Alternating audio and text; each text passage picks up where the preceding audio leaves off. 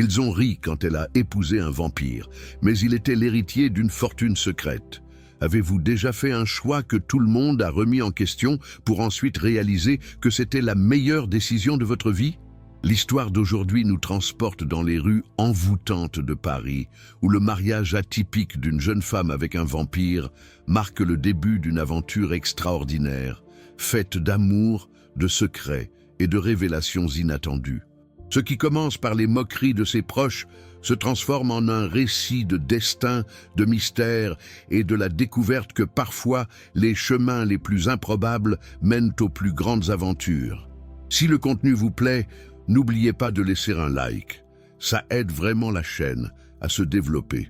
Et avant de commencer, je voulais vous dire que je suis en train de créer une autre chaîne avec des histoires encore plus incroyables, alors restez à l'affût. Commençons maintenant cette histoire fascinante. La pluie d'automne tombait sans discontinuer sur Paris, rythmant les pavés du Marais d'une douce mélodie. Claire Beaumont se hâtait dans les rues étroites, son parapluie la protégeant à peine de la bruine froide d'octobre. À 28 ans, elle s'était habituée à la solitude qui semblait la suivre comme une ombre dans la ville qu'elle aimait. Son petit appartement, au-dessus d'une boulangerie, rue des Rosiers, était devenu à la fois son refuge et sa prison, un lieu où ses rêves d'aventure se heurtaient à la dure réalité des factures et des responsabilités. Claire travaillait comme traductrice pour une petite maison d'édition, passant ses journées plongée dans les histoires des autres, tandis que sa propre vie demeurait désespérément ordinaire. Ses amis s'étaient peu à peu éloignés, absorbés par le mariage, les enfants et des carrières qui exigeaient toute leur attention. Sa famille, dispersée dans la campagne française, appelait de temps à autre, mais ne semblait jamais comprendre son choix de rester à Paris, seule et en difficulté. Ce soir-là, en poussant la lourde porte en bois de son café préféré, le Chat Noir, elle le remarqua immédiatement. Il était assis dans le coin, partiellement dissimulé par l'ombre malgré la lumière chaude qui baignait le reste de l'établissement. Sa peau pâle semblait luire sous ses vêtements sombres et ses yeux d'un ambre inhabituel la suivaient du regard avec une intensité qui lui fit battre le cœur plus fort. « Mademoiselle Beaumont », dit-il d'une voix douce comme de la soie, teintée d'un léger accent qu'elle ne parvenait pas à identifier. « Je vous attendais. » Claire se figea, la main toujours posée sur la poignée de la porte. « Excusez-moi. Est-ce que je vous connais ?»« Pas encore, » répondit-il en désignant le siège vide en face de lui. « Mais j'espère que cela changera.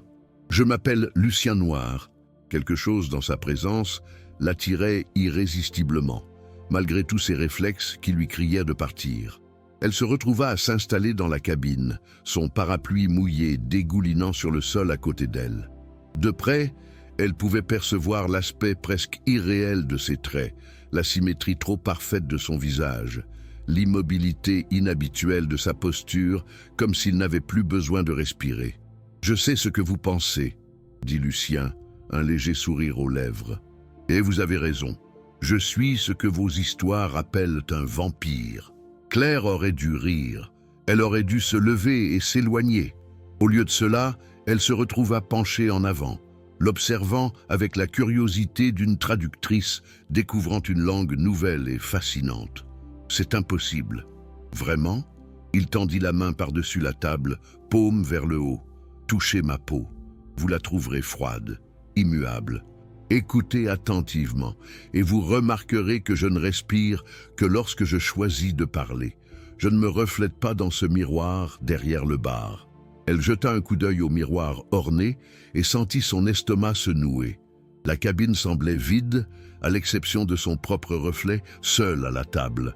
Lorsqu'elle reporta son regard sur Lucien, il était toujours là, immobile et présent devant elle. « Pourquoi me dis-tu ça ?» murmura-t-elle. « Parce que j'ai besoin de ton aide, Claire. Et en échange, je t'offre quelque chose de précieux, une vie au-delà de ces murs gris, au-delà de la solitude qui te hante. » Il marqua une pause, ses yeux ambrés fixant les siens. « Je te demande en mariage. » L'absurdité de la proposition aurait dû mettre fin à la conversation. Au lieu de cela, Claire se demanda « Pourquoi moi ?» Pourquoi un vampire aurait-il besoin d'épouser qui que ce soit, et encore moins une traductrice en difficulté qu'il n'a jamais rencontrée? L'expression de Lucien se fit grave. Ma famille a certaines exigences. Pour toucher mon héritage, je dois me marier avant mon 300e anniversaire, qui aura lieu dans 3 mois. Vous semblez comprendre la valeur des histoires, le plaisir de vivre hors du commun. Et peut-être quelqu'un qui ne me jugerait pas trop sévèrement pour ce que je suis. C'est de la folie, dit Claire, mais elle ne bougea pas pour partir. Peut-être. Mais réfléchissez-y. Votre propriétaire prévoit de vendre votre immeuble. Vous serez expulsé d'ici janvier. Votre maison d'édition réduit ses effectifs et votre poste sera supprimé après les fêtes. Je suis au courant de tout cela, car c'est mon métier. Je vous offre la sécurité, l'aventure et la chance de participer à quelque chose d'extraordinaire. La véracité de ces informations la glaça d'effroi. Elle avait reçu l'avis de vente de l'immeuble la veille seulement, et les rumeurs de licenciement circulaient depuis des semaines. Et qu'est-ce que vous y gagneriez? Mon héritage, ma liberté. Et peut-être, ajouta-t-il doucement, la compagnie de quelqu'un qui voit au-delà du monstre et l'homme que je suis encore. D'une certaine manière. Claire se rassit, l'esprit en ébullition. Toute pensée rationnelle lui criait qu'il s'agissait d'un piège, d'une illusion, ou tout au plus d'une farce élaborée. Pourtant, quelque chose dans les yeux de Lucien trahissait une véritable solitude. Un isolement qui, en comparaison, rendait le sien bien insignifiant. « J'ai besoin de temps pour réfléchir », a-t-elle finalement dit. Bien sûr, mais pas trop longtemps, je reviendrai demain soir, au même endroit, à la même heure. Réfléchis bien, Claire. Parfois, les choix les plus impossibles mènent aux vies les plus extraordinaires. Il se leva, déposa une carte de visite sur la table, où une adresse était inscrite en lettres élégantes, et se dirigea vers la porte. Tandis qu'il passait devant le miroir, Claire le regarda avec fascination. L'espace où il aurait dû être restait vide, un vide au sein même de la réalité. Cette nuit-là, Claire dormit à peine. Elle fit des recherches sur les vampires, ne trouvant que folklore et fiction. Elle appela sa sœur à Lyon, qui rit lorsque Claire tenta de lui expliquer, croyant à une plaisanterie. Elle fixa la carte de visite, passant ses doigts sur les lettres en relief. Lucien Noir, Château Noir, Fontainebleau. Le lendemain soir, elle retourna au Chat Noir avec sa réponse. Si la vidéo vous plaît, n'hésitez pas à la liker et à vous abonner à la chaîne, ça nous aide énormément. Et laissez un commentaire pour nous dire ce que vous pensez de cette histoire jusqu'à présent.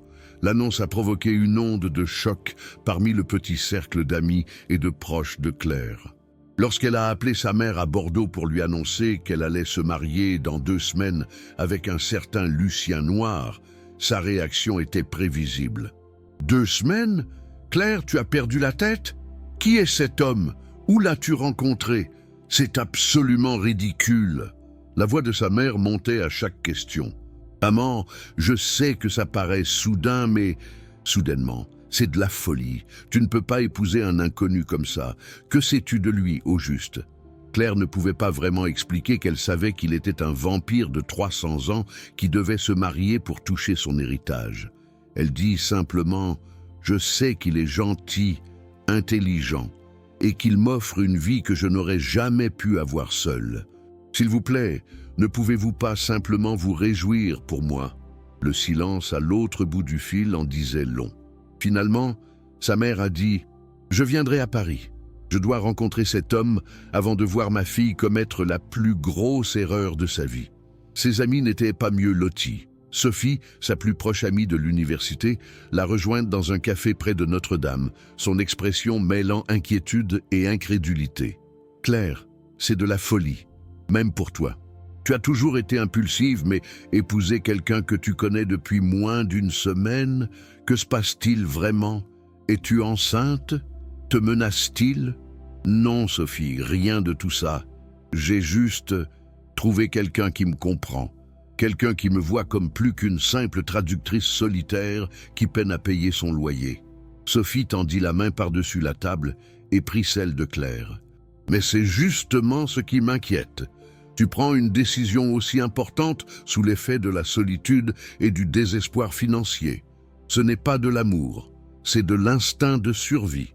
Peut-être que ça a commencé comme ça, admit Claire. Mais il y a quelque chose chez lui, Sophie, quelque chose de différent. Il est cultivé, il a beaucoup voyagé, et il me regarde comme si j'étais la personne la plus fascinante au monde. Quand est-ce que quelqu'un m'a fait ressentir ça pour la dernière fois ? C'est comme ça que fonctionnent les prédateurs, Claire.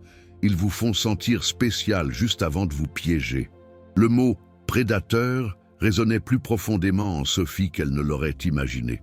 Mais Claire avait passé la semaine précédente avec Lucien, découvrant son univers, et elle avait compris qu'il était bien plus complexe que ne le laissaient entendre les mythes autour des monstres. Lucien avait fait preuve d'une patience remarquable face à ces questions.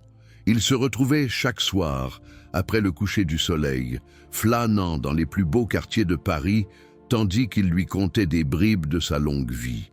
Il évoquait la construction de la Tour Eiffel, sa survie à 2 guerres mondiales, son adaptation à un monde en mutation tout en restant fondamentalement le même. « Tu bois du sang ?» avait-elle demandé lors d'une de leurs promenades le long de la Seine. « Oui » répondit-il honnêtement. Mais plus d'humain, je me nourris de sources éthiques, principalement de déchets médicaux. Le monde moderne me permet de subsister sans nuire à personne. Je ne suis pas le monstre des légendes, Claire. Je suis simplement un homme pris au piège d'une situation inhabituelle, qui essaie de vivre aussi honorablement que possible. Le mariage était prévu dans une petite chapelle de Fontainebleau, près du domaine familial de Lucien. La mère de Claire arriva 3 jours avant la cérémonie, bien décidée à raisonner sa fille. La rencontre entre Lucien et Madame Beaumont eut lieu au château, une vaste demeure gothique entourée de forêts ancestrales. « Monsieur Noir », commença froidement sa mère, assise dans un élégant salon rempli d'antiquités, « j'aimerais comprendre vos intentions envers ma fille. » Le sourire de Lucien était doux, mais inébranlable. Madame Beaumont, je souhaite offrir à Claire une vie de confort, de sécurité et d'aventure. Je peux lui permettre de découvrir le monde, de s'adonner à ses passions sans le fardeau des soucis financiers. Je sais que cela vous paraît soudain, mais je vous assure que mes sentiments pour votre fille sont sincères. Et vous, monsieur Noir, que faites-vous exactement? Quelle est votre profession? Je gère le patrimoine et les investissements de ma famille. Nous possédons des biens dans toute l'Europe, certains remontant à plusieurs siècles. Je n'ai pas besoin de travailler au sens conventionnel du terme, ce qui signifie que Claire n'en aura pas besoin non plus, à moins qu'elle ne le souhaite. Claire vit l'expression de sa mère passer de la suspicion au calcul. L'évocation de la richesse et des biens avait toujours exercé une forte emprise sur sa mère, d'un naturel pragmatique. Je vois. Et ce domaine, il est à vous ? Ce sera officiel une fois que je serai marié. C'est une tradition familiale, expliqua Lucien avec aisance. Le jour du mariage arriva froid et gris, un brouillard épais enveloppant la forêt entourant le château. Seule une poignée de personnes étaient de présentes.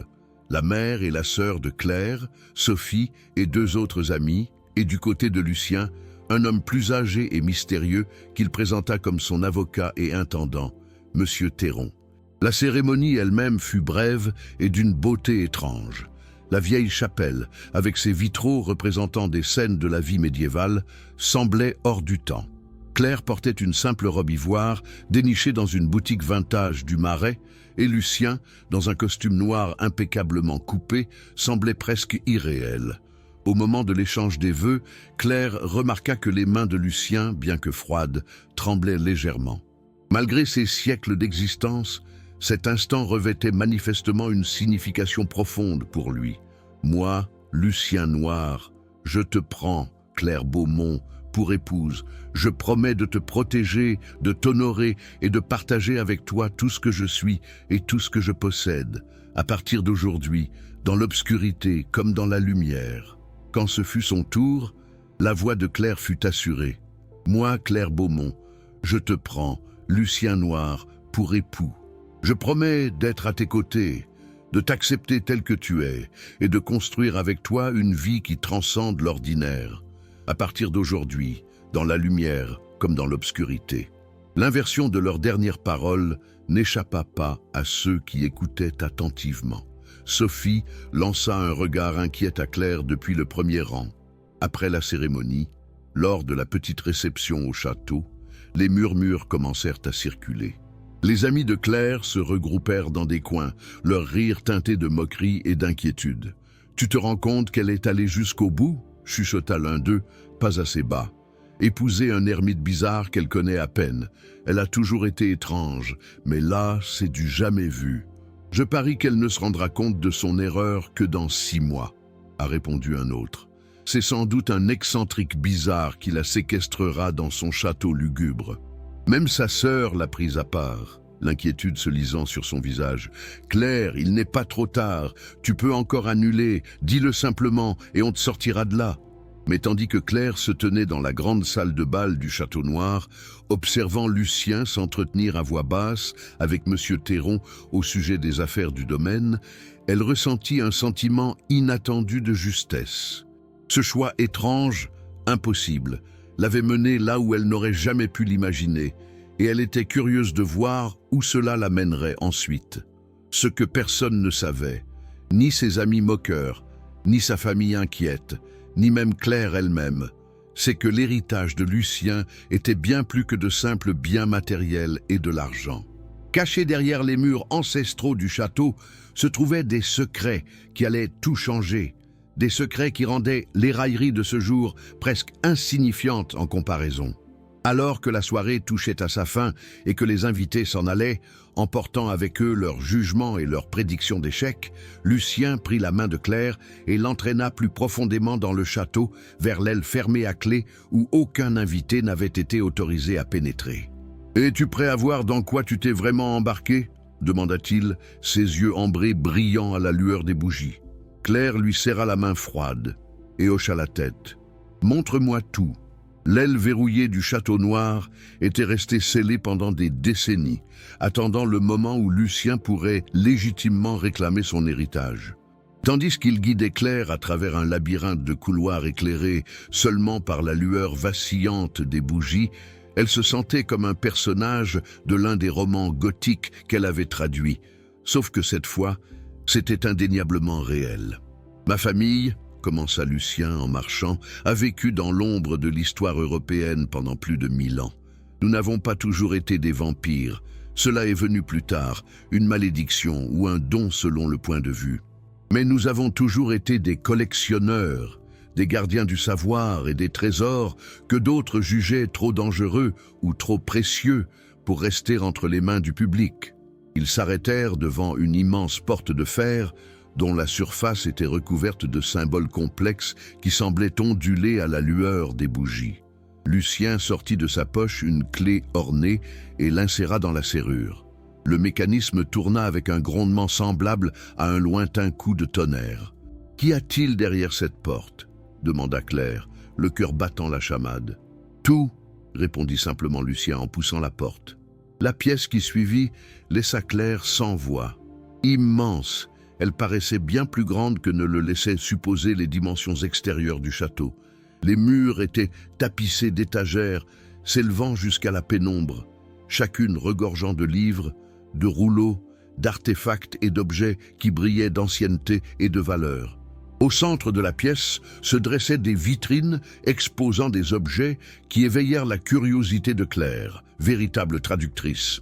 D'anciens manuscrits dans des langues qu'elle reconnaissait et d'autres qu'elle ignorait, des bijoux évoquant des empires disparus, des œuvres d'art que les musées s'arracheraient. « C'est impossible », murmura-t-elle en entrant dans la pièce. « Comment tout cela est-il arrivé là? Comment se fait-il que personne ne l'ait découvert ?»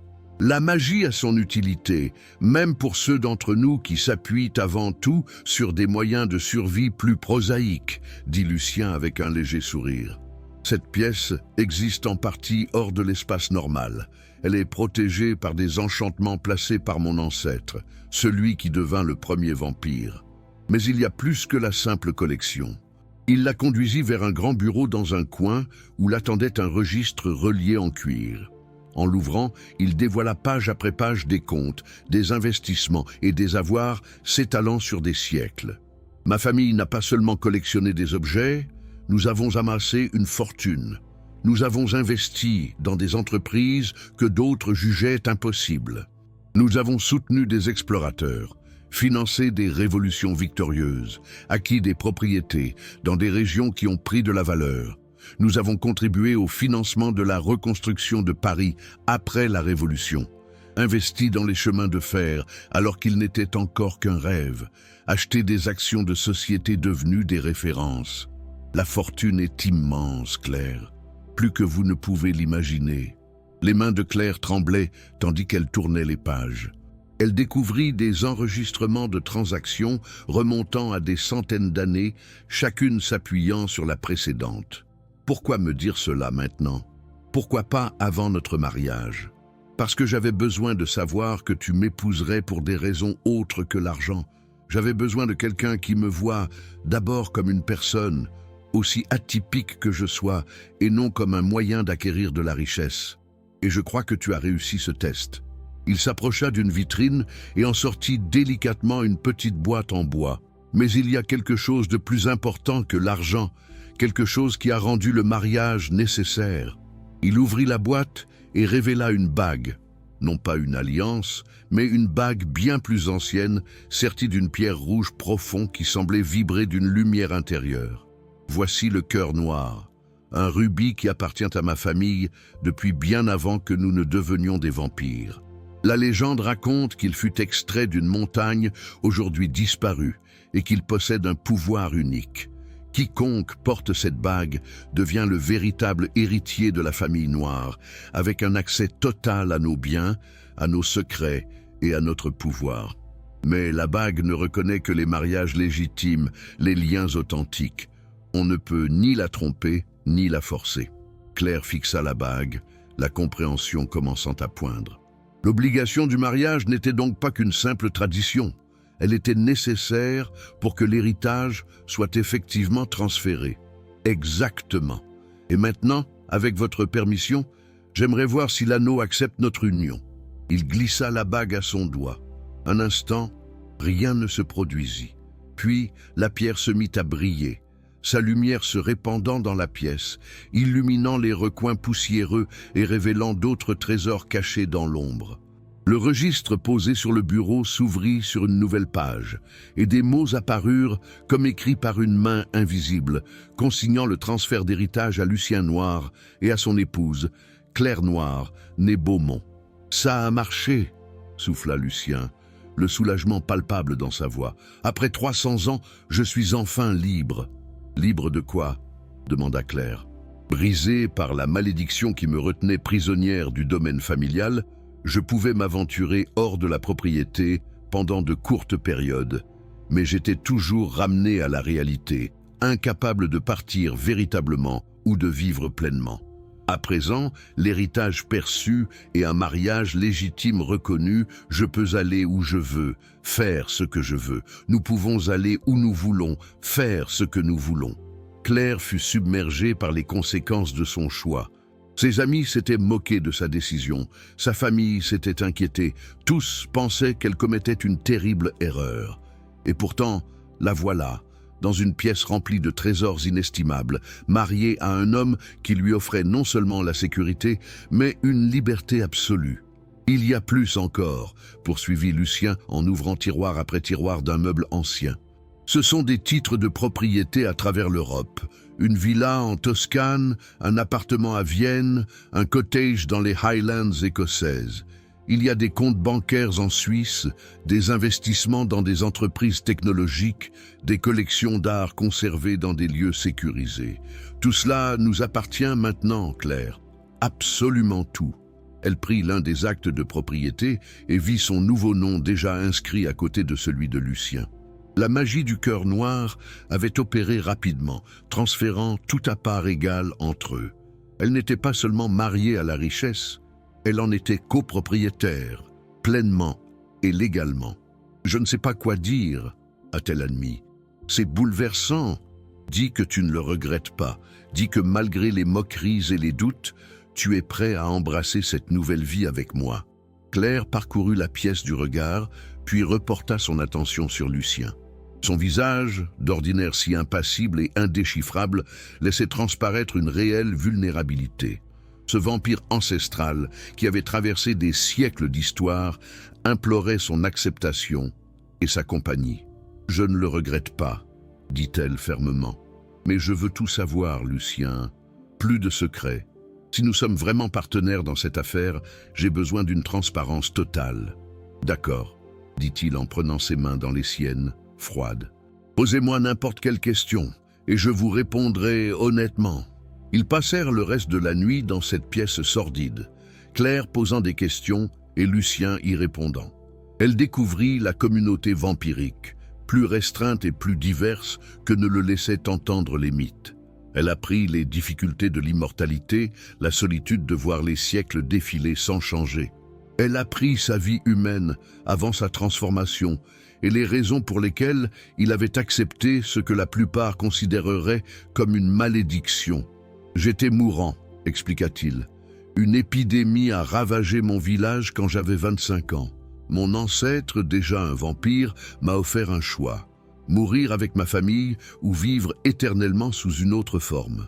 J'ai choisi la vie et je ne l'ai jamais vraiment regretté, même s'il y a eu des moments difficiles. » À l'approche de l'aube, Lucien conduisit Claire à une chambre de la partie courante du château, une magnifique suite qui serait désormais la leur. Il lui montra les volets spéciaux qui bloquaient complètement le soleil, lui permettant ainsi de dormir en toute tranquillité durant la journée. « Tu n'es pas obligé de rester ici pendant la journée, » dit-il. « Tu es libre d'aller où tu veux, de faire ce que tu veux. Je te demande seulement de rentrer avant la nuit pour que je ne me réveille pas seul. » Claire sourit. « Je pense que je peux y arriver. Même si je risque de passer la journée de demain à appeler des amis qui pensèrent que j'étais folle. Leur révéleras-tu la prédiction? Un jour, oui. Mais d'abord, je veux savourer leur réaction quand ils réaliseront que la recluse bizarre que j'ai épousée est en fait la meilleure décision que j'ai jamais prise. » Elle s'endormit dans un lit à baldaquin qui valait probablement plus que tous ses biens réunis dans sa vie antérieure. Un vampire dormant paisiblement dans sa chambre voisine, consciente qu'elle venait de devenir l'une des femmes les plus riches d'Europe. Pas mal pour une traductrice en difficulté que tous croyaient en train de commettre l'erreur de sa vie. Le lendemain matin du mariage, Claire se réveilla et découvrit un mot sur la table de chevet, écrit de la main élégante de Lucien. « Bonjour ma chérie. J'ai laissé le café et le petit déjeuner dans la cuisine. N'hésite pas à explorer le château. Il est chez toi maintenant. Je me lèverai au coucher du soleil. Elle. » Elle déambulait dans les salles de réception du château, s'émerveillant devant les œuvres d'art qui ornaient les murs avec désinvolture. Des tableaux ressemblant étrangement à des chefs-d'œuvre originaux de la Renaissance. Des tapisseries dignes d'un musée. Des meubles qui avaient sans doute été le théâtre de conversations entre des personnages historiques dont elle n'avait fait que lire l'histoire. Chaque pièce racontait des siècles de conservation minutieuse et d'accumulation de richesses. Son téléphone sonna, brisant le silence du château. C'était Sophie. « Alors », commença son ami sans préambule, « ça fait quoi d'être mariée à un parfait inconnu? Tu te sens déjà enfermée dans une tour ?» Claire rit, en contemplant le cadre somptueux qui l'entourait. « En fait, Sophie, je vais très bien, mieux que bien même. »« Claire, sois sérieuse. On s'inquiète tous pour toi. Ce mariage était bizarre, ce château est sinistre, et cet homme, je ne sais même pas ce qu'il est. Il y a quelque chose de louche chez lui. »« Comment ça ?» demanda Claire, curieuse de savoir ce que Sophie avait perçu. « Il nous a à peine adressé la parole. Il n'a rien mangé ni bu à la réception. Et avez-vous remarqué qu'il n'a jamais souri sur aucune des photos? C'est comme s'il évitait d'être pris en photo. » Claire réalisa que toutes ses observations étaient justes. Lucien avait effectivement pris soin des photos, invoquant une vieille superstition familiale. Et les vampires, elle le savait désormais, évitaient souvent les situations où leur absence de fonctions humaines normales risquait d'être remarquée. « Il est simplement discret, Sophie. Et honnêtement, le mariage s'avère déjà meilleur que ce à quoi je m'attendais. Qu'est-ce que cela signifie? » Claire a pris une décision. Pourquoi ne pas venir déjeuner aujourd'hui? Amenez tous les invités du mariage qui sont libres. Je veux vous montrer quelque chose. 2 heures plus tard, Sophie arriva avec 3 autres amis du mariage, leurs expressions mêlant curiosité et inquiétude persistante. Claire leur fit visiter les pièces de réception du château, observant leurs yeux s'écarquiller à mesure qu'elle prenait conscience de l'immensité du domaine. « Claire, cet endroit est incroyable !» admit Sophie. « Tout cela lui appartient-il vraiment? Enfin, à toi maintenant? Laisse-moi te montrer quelque chose, » dit Claire en les conduisant au bureau où Lucien avait laissé quelques documents financiers, moins sensibles, à examiner. Elle les étala sur l'imposant bureau en chêne. « Voilà pourquoi j'ai épousé Lucien. Non pas parce que j'étais au courant de tout ça avant, je n'en savais rien, mais parce que je faisais confiance à mon intuition, et il s'avère qu'elle était juste. » Ses amis se pressèrent autour du bureau, leur moquerie de la veille s'évaporant à la vue des preuves de leurs biens immobiliers, de leurs portefeuilles d'investissement et de leurs relevés bancaires affichant des soldes à couper le souffle. « C'est vrai ?» demanda l'un d'eux. « Vous êtes vraiment riche? Genre vraiment riche ?»« Oui, » confirma Claire. « Lucien est issu d'une très ancienne famille possédant un patrimoine accumulé au fil des siècles. Le mariage était une condition de son héritage. Il devait se marier pour pouvoir en bénéficier, et il m'a choisi. »« Mais pourquoi toi ?» demanda Sophie, sans méchanceté. « Je veux dire, avec autant d'argent, il aurait pu prendre n'importe qui. Parce que je l'ai d'abord vu comme une personne, pas comme un compte en banque, et parce que, aussi étrange que cela puisse paraître, nous comprenions la solitude de l'autre. Il a vécu une vie très isolée, Sophie. Cette richesse s'accompagnait de responsabilités et de restrictions qui le retenaient prisonnier. Maintenant, nous sommes tous les deux libres. » Le groupe passa l'après-midi à explorer les environs, leurs attitudes oscillant entre jugement et une envie à peine dissimulée. Lorsqu'ils partirent enfin, promettant de répandre la rumeur que le mariage fou de Claire était en réalité une réussite, Sophie s'attarda un peu. « Claire, je suis désolée d'avoir douté de toi, » dit-elle. « Je voulais juste te protéger. Tu as toujours été celle d'entre nous qui a le plus souffert, et je ne comprenais pas pourquoi tu t'étais précipitée dans le mariage avec quelqu'un d'aussi atypique. »« Il est atypique, » approuva Claire, « mais de façon remarquable. Il a vécu une vie extraordinaire, Sophie. Les histoires qu'il peut raconter, les points de vue qu'il a. C'est comme être marié à un livre d'histoire vivant, qui se trouve être en plus gentil, intelligent et, oui, riche. » Après le départ de Sophie, Claire retourna dans l'aile secrète et passa l'après-midi à cataloguer une partie de la collection. Elle y découvrit des éditions originales de livres dont elle n'avait jamais osé rêver, des manuscrits dans ses langues de prédilection et d'autres qu'elle devrait apprendre. Il y avait aussi des objets provenant de cultures qui l'avaient fascinée durant ses études universitaires, des trésors pour lesquels des chercheurs auraient sacrifié leur carrière. Au coucher du soleil, elle retourna au château principal et trouva Lucien éveillé, qui l'attendait dans le salon. Il paraissait reposé, ses yeux ambrés pétillants.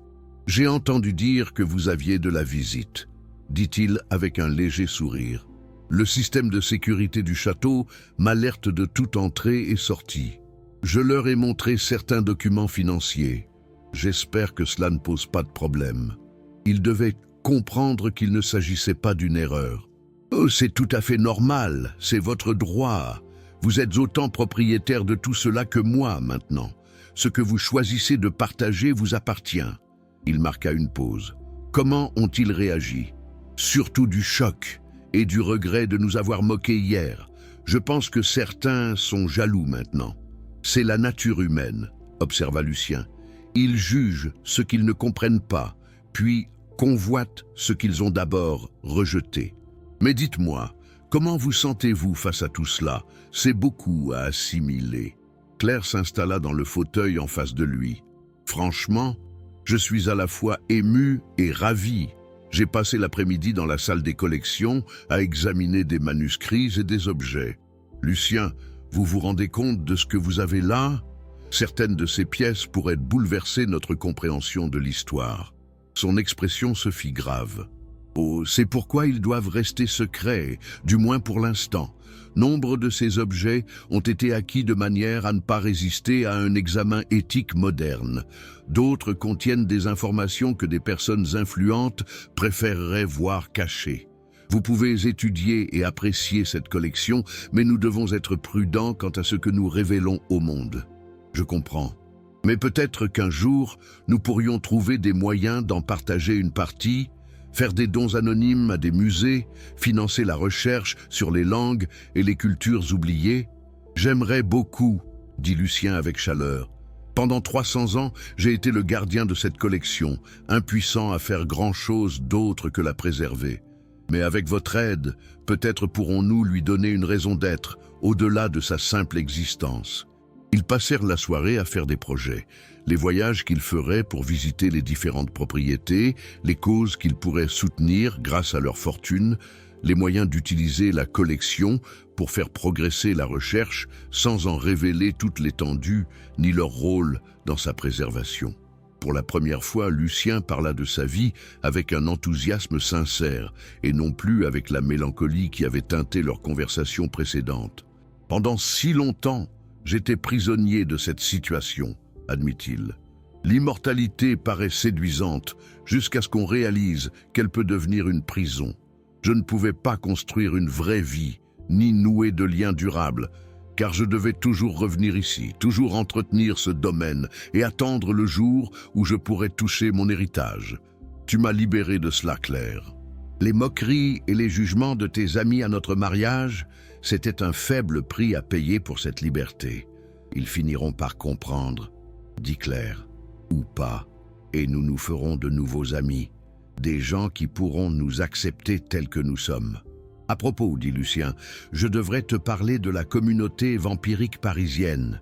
Il y en a d'autres comme moi, et maintenant que nous sommes mariés, tu seras sous ma protection.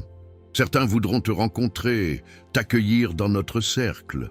Il existe un cercle social de vampires à Paris. Claire ne put s'empêcher de rire devant l'absurdité et la perfection de la chose. Bien sûr. Où d'autres les vampires pourraient-ils se rassembler sinon dans l'une des plus belles villes du monde? Nous avons nos salons, nos réunions, nombre d'entre nous sont artistes, érudits, collectionneurs. L'immortalité donne le temps de développer une expertise dans de multiples domaines. Je pense que vous les trouverez fascinants. Alors que la nuit s'avançait, Claire réalisa que sa vie avait basculé en quelques jours. De traductrice solitaire peinant à payer son loyer, elle était devenue copropriétaire d'une immense fortune, mariée à un vampire et sur le point d'être initiée à une société secrète au sein de l'une des villes les plus célèbres du monde. Ses amis, qui s'étaient moqués d'elle et s'étaient inquiétés auparavant, comprenaient désormais qu'elle avait fait un choix judicieux, même s'ils ignoraient toute la vérité surnaturelle. « Merci, dit-elle soudain, de m'avoir choisi, de m'avoir fait confiance pour tout ça. » Lucien tendit la main et prit la sienne. Son contact froid lui était désormais familier et réconfortant. « Merci d'avoir dit oui, même quand tout le monde te prenait pour une folle. Il faut du courage pour choisir une voie impossible, Claire. Tu en as plus que tu ne le crois. » À l'extérieur du château, les forêts ancestrales bruissaient du vent et des secrets qu'elles recelaient. À l'intérieur, deux âmes qui s'étaient trouvées contre toute attente étaient assises côte à côte dans un silence paisible, contemplant la vie extraordinaire qui s'étendait devant elles, une vie qui avait commencé par les moqueries et les doutes, mais qui s'était révélée être la plus grande aventure qu'ils aient pu imaginer. Si cette histoire vous plaît, n'hésitez pas à liker et à vous abonner à la chaîne, ça m'aide beaucoup. Et dites-moi en commentaire ce que vous pensez du parcours de Claire jusqu'à présent. 3 semaines après leur mariage, Lucien annonça qu'il était temps pour Claire de rencontrer les autres. Ils préparèrent soigneusement la soirée. Lucien expliqua les usages et les personnalités qu'elle rencontrerait. Claire choisit une tenue qui alliait élégance et discrétion. « La communauté des vampires parisiens est petite mais influente », expliqua Lucien, tandis que leur chauffeur se frayait un chemin dans les embouteillages du soir. « La plupart d'entre nous sont centenaires, même s'il y a quelques jeunes. Une centaine d'années tout juste. Nous nous réunissons une fois par mois dans différents lieux, généralement des galeries d'art ou des salons privés. Ce soir, la réunion a lieu chez Margot Devrault, l'une des membres les plus âgées et les plus respectées de notre communauté. « Quel âge a-t-elle » demanda Claire. Elle a été transformée sous le règne de Louis XIV. Elle prétend avoir dansé à Versailles, mais elle ne s'étend guère sur sa vie humaine. Margot est très attachée aux convenances. Soyez polis, soyez curieux, mais ne posez pas de questions trop personnelles sur le passé de qui que ce soit. C'est considéré comme impoli chez nous. La voiture s'arrêta devant un élégant hôtel particulier du 7e arrondissement, dont la façade était subtilement éclairée de lumière dorée. Un portier les fit entrer sans poser de questions, et ils montèrent un escalier en colimaçon jusqu'au 2e étage, d'où s'échappaient des bribes de conversation et de la musique classique provenant d'une porte ouverte. Le salon correspondait exactement à l'image que Claire s'était faite d'une réunion de vampires, sophistiqué, légèrement décadent et peuplé de personnes au mouvement d'une grâce surnaturelle. Une vingtaine d'individus étaient de présents, tous impeccablement vêtus, tous arborant cette même intemporalité qu'elle avait d'abord remarquée chez Lucien. Lucien, une femme qui ne pouvait être que Margot, s'avança. Sa robe pourpre contrastait fortement avec son teint pâle et ses cheveux argentés. « Et voici la mariée qui nous intrigue tous. Claire, bienvenue, je suis Margot Devrault. Merci de m'avoir invité, dit Claire en acceptant la main fraîche que lui tendait Margot. Une traductrice, si je comprends bien. Fascinant. Nous avons plusieurs linguistes dans notre communauté. L'immortalité donne le temps de maîtriser de nombreuses langues. Vous serez en bonne compagnie ici. » Les yeux perçants de Margot scrutèrent Claire avec intérêt. « Et vous savez ce qu'est Lucien, bien sûr ?» Je fais. « Et ça ne vous dérange pas? Quelle modernité rafraîchissante !» Margot sourit, dévoilant des canines légèrement pointues. « Venez, laissez-moi vous présenter les autres. » La soirée fut un tourbillon de présentations et de conversations.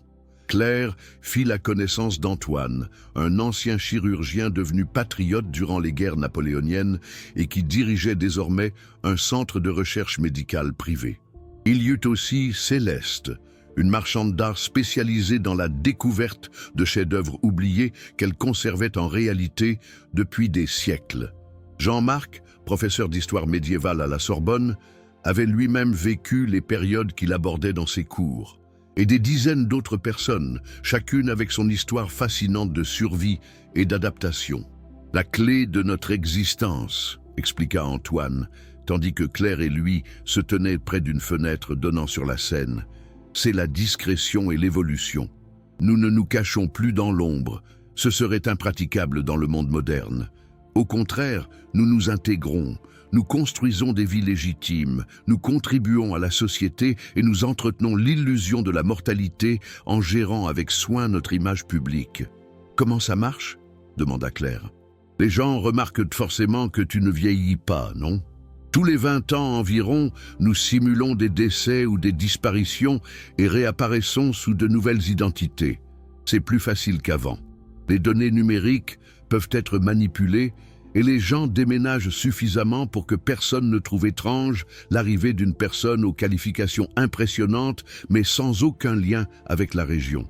Le secret, c'est la patience et la planification. » Lucien les rejoignit et apporta un verre de vin à Claire. « Je vois qu'Antoine explique les aspects pratiques de l'immortalité.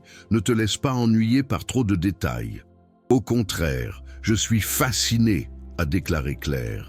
« C'est comme de l'anthropologie d'une société dont j'ignorais l'existence. »« C'est une perle, Lucien, » dit Antoine avec approbation. « La plupart des humains qui nous découvrent paniquent ou deviennent obsédés par l'idée de transformation. Claire, elle, semble adopter une approche plus académique.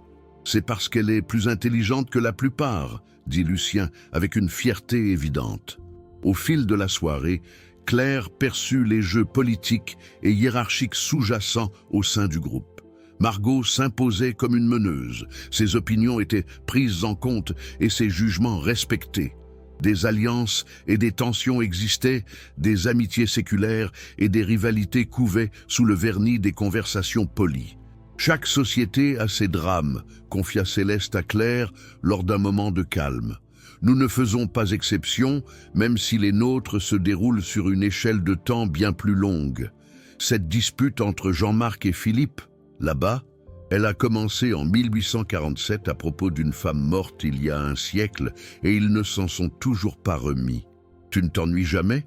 demanda Claire. « À force de vivre si longtemps, de voir les mêmes personnes pendant des siècles. »« Parfois, » admit Céleste. « C'est pourquoi le sang neuf, sans jeu de mots, est si précieux pour nous. Vous apportez des perspectives nouvelles, des connaissances actuelles et surtout, vous nous rappelez ce que signifie être humain. Nous sommes peut-être des vampires, mais nous ne voulons pas perdre le contact avec l'humanité que nous avions autrefois. » Aux alentours de minuit, Margot appela l'assemblée et le silence se fit. « Mes amis, comme vous le savez, nous nous réunissons non seulement pour le plaisir, mais aussi pour entretenir nos liens et discuter de sujets d'intérêt commun. Ce soir, je souhaite accueillir officiellement Claire, la fiancée de Lucien, parmi nous. Elle a été jugée digne de confiance et discrète, et Lucien se porte garant de sa moralité. Bienvenue, Claire, dans notre famille si particulière. » Des applaudissements polis retentirent, et Claire se sentit sincèrement émue. Ces êtres, qui avaient traversé des siècles d'histoire humaine, l'acceptaient en leur sein. « Je tiens également à souligner, poursuivit Margot, que le mariage de Lucien a résolu une situation qui le tourmentait depuis des siècles. Son héritage est désormais assuré et il est libre de participer pleinement à la vie de notre communauté sans les restrictions qui le liaient. C'est un motif de réjouissance. » Du champagne fut distribué, mais Claire remarqua que nombre de vampires se contentaient de tenir leur verre sans boire. Lucien avait expliqué que, s'ils pouvaient consommer des liquides, la nourriture et les boissons ne leur apportaient ni nourriture ni plaisir. Elles ne servaient qu'à maintenir les apparences. Après l'annonce officielle, l'atmosphère de la réunion retrouva son côté informel d'antan. Claire se retrouva dans un coin avec un groupe discutant des difficultés liées à la conservation des propriétés d'époque à l'ère de la surveillance numérique croissante et de la documentation historique. « Les archives du château sont particulièrement complexes », expliquait Lucien. « Nous avons dû élaborer des arbres généalogiques élaborés pour expliquer pourquoi la famille Noire continue de posséder la propriété de génération en génération, alors qu'en réalité, j'en ai été le propriétaire depuis le début. J'ai recours à une succession de neveux et de petits-neveux, » a ajouté Jean-Marc. « Chaque génération est censée hériter de la précédente. La paperasserie est épuisante, mais nécessaire. » Claire écoutait, s'imprégnant des réalités pratiques de l'existence immortelle. Ce n'était pas la vie romantique et mystérieuse dépeinte par la littérature, c'était une vie complexe, exigeant une attention constante aux détails et une manipulation prudente des archives et des relations. Alors qu'elle s'apprêtait à partir, Margot prit Claire à part. « Un conseil, ma chère, cette vie, ce lien avec notre monde même en tant que mortel, n'est pas sans risque. Certains chercheraient à t'utiliser pour atteindre Lucien ou s'emparer de la fortune que vous partagez désormais. Sois prudente quant aux personnes auxquelles tu fais confiance en dehors de cette pièce. Tous les vampires ne sont pas aussi civilisés que nous essayons de l'être et les humains peuvent être tout aussi dangereux lorsqu'ils sont motivés par l'avidité ou la peur. Je ferai attention, promit Claire. Parfait. Revenez le mois prochain. J'aimerais en savoir plus sur votre travail de traduction.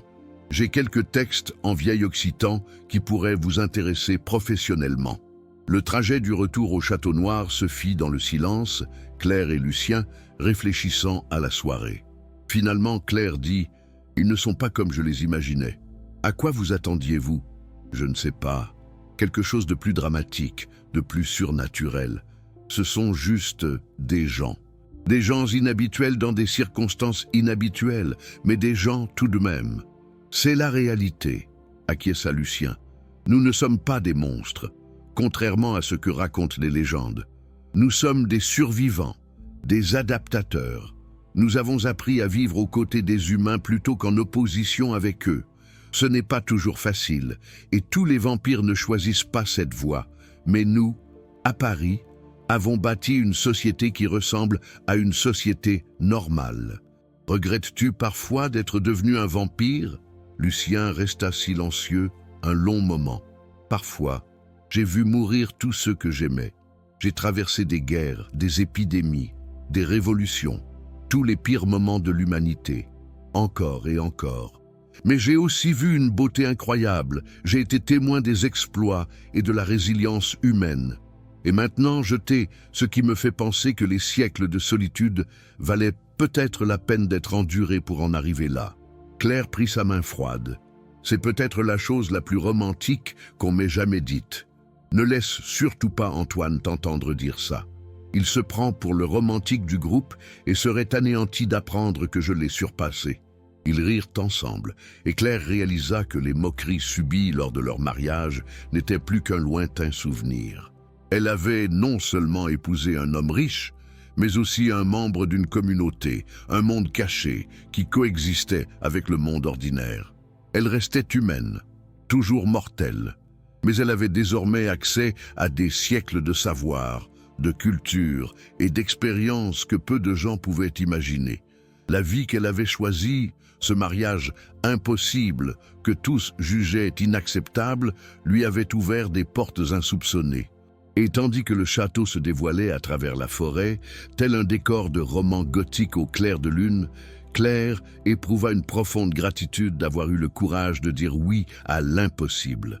2 mois après leur mariage, la transformation de Claire, de traductrice en difficulté à Richmondaine, était presque achevée. Elle avait visité 3 de leurs propriétés. La villa toscane, où ils avaient passé une semaine inoubliable, au milieu des oliveraies et des vignobles centenaires, l'appartement viennois surplombant le Danube, où ils avaient assisté à un opéra dans une loge privée, et le cottage écossais où elle avait découvert la beauté sauvage des Highlands. Mais la richesse et l'aventure s'accompagnaient de leurs propres complications. Claire avait quitté son emploi dans la maison d'édition, une décision à la fois libératrice et déstabilisante. Pendant des années, son identité avait été intimement liée à son travail, et la voilà désormais perdue dans un monde où elle n'avait plus besoin de travailler, mais où elle aspirait à donner un sens à sa vie. « J'ai besoin de faire quelque chose », dit-elle à Lucien un soir, alors qu'ils étaient assis dans la bibliothèque du château. « Ne vous méprenez pas, je suis reconnaissante pour tout cela, mais je deviens folle sans projet, sans but. » Lucien leva les yeux du manuscrit du XVIIIe siècle qu'il examinait. « Que désirez-vous faire ? » « Je souhaite travailler avec la collection, la cataloguer correctement, faire des recherches sur les pièces et peut-être commencer à préparer certains objets en vue d'un éventuel don à des institutions qui pourraient les utiliser. Vous avez dit précédemment que vous aimeriez donner un but à la collection. Laissez-moi m'en charger. C'est un projet colossal. Cela prendrait des années, voire des décennies. Alors, heureusement que je suis mariée à un immortel qui peut m'aider. Lucien, je suis traductrice et érudite dans l'âme. Permettez-moi d'étudier la collection de votre famille. Permettez-moi de donner un sens à 1000 ans de savoir accumulé. L'enthousiasme dans sa voix le convainquit. Ils aménagèrent un espace de travail adéquat dans l'aile secrète, installant des systèmes de stockage de qualité archivistique, un système de climatisation et du matériel de recherche. Claire entreprit la tâche colossale de catalogage, commençant par les manuscrits dans les langues qu'elle connaissait et élargissant peu à peu son répertoire linguistique grâce à l'aide de Lucien et au conseil des érudits vampires rencontrés lors des réunions. Mais tout n'a pas été rose. 3 mois après leur mariage, la mère de Claire l'a appelée avec une nouvelle qui a bouleversé sa vie. « Votre père est malade », dit Madame Beaumont, la voix étranglée par l'inquiétude. « Un cancer, stade 4. Les médecins disent qu'il lui reste peut-être 6 mois à vivre. » La relation de Claire avec son père avait toujours été compliquée. Il n'avait jamais compris ses choix, l'ayant poussé vers des carrières pratiques et des décisions sans risque. Mais il restait son père, et la nouvelle l'a bouleversée plus qu'elle ne l'aurait cru. « Je dois aller à Bordeaux », a-t-elle dit à Lucien immédiatement après l'appel. « Je dois être avec ma famille. »« Bien sûr, je m'occupe de tout. Voulez-vous que je vienne avec vous ?» Claire réfléchit un instant, puis secoua la tête. « Pas encore. Mon père ignore ce que tu es, et devoir gérer cela en plus de sa maladie serait trop lourd à porter. Laisse-moi y aller d'abord, aider ma mère, et on verra comment les choses évoluent. Je comprends, mais Claire, si tu as besoin de moi, appelle-moi. Je peux être là en quelques heures. Les semaines qui suivirent furent éprouvantes. Claire passa le plus clair de son temps à Bordeaux, voyant son père se dégrader, soutenant sa mère et sa sœur dans cette épreuve. Le jugement de sa famille sur son mariage s'était considérablement adouci lorsqu'ils avaient appris sa fortune, mais cela paraissait désormais dérisoire face à la réalité imminente de la mort. Un soir, alors que Claire était assise au chevet de son père, celui-ci ouvrit les yeux et parla d'une voix affaiblie par les médicaments et la maladie. « Claire, je me suis trompé à ton sujet. Papa ne... Non, laisse-moi te dire ça tant que je le peux. J'ai toujours pensé que tu étais trop rêveur, trop idéaliste. J'avais peur que tu ne réussisses jamais dans la vraie vie. Mais tu m'as prouvé le contraire. Tu as trouvé ta voie, même si ce n'était pas celle que j'aurais choisie. J'ai simplement fait des choix différents de ceux que vous attendiez, dit Claire en prenant sa main fragile. De bons choix. Ce Lucien, il vous traite bien? Très bien. Alors je suis contente. Je ne serai pas là pour voir ce que l'avenir te réserve, mais je suis heureuse que tu aies trouvé quelqu'un. Ne le laisse surtout pas t'enfermer dans ce château. Tu es trop brillante pour dépérir dans la solitude. Je ne le ferai pas, papa. Je te le promets. Lorsque son père mourut 2 semaines plus tard, Lucien vint aux obsèques. Il se tenait silencieusement au fond de l'église, offrant son soutien à Claire et à sa famille en deuil. Après la cérémonie, lors de la réception, la mère de Claire la prit à part. « Il est gentil avec toi ?» demanda-t-elle en observant Lucien parler à voix basse avec la sœur de Claire. « Maman est le meilleur. Il est un peu bizarre, mais il me comprend. Il encourage mon travail, soutient mes passions. Il n'essaie pas de me changer ni de me limiter. C'est tout ce qu'une mère peut espérer. Je suis désolé d'avoir douté de lui, d'avoir douté de toi. Tu as eu raison de faire confiance à ton instinct. » La perte de son père avait profondément marqué Claire. De retour au château, elle était animée d'un nouvel élan et d'une conscience accrue de la valeur de la vie. Si Lucien vivrait encore des siècles, il lui restait peut-être 50 ou 60 ans à vivre, si la chance lui souriait. Elle ne voulait pas les gâcher. « Je veux faire plus avec cette collection », dit-elle à Lucien le soir de leur retour. Pas seulement la cataloguer, mais trouver des moyens de la partager.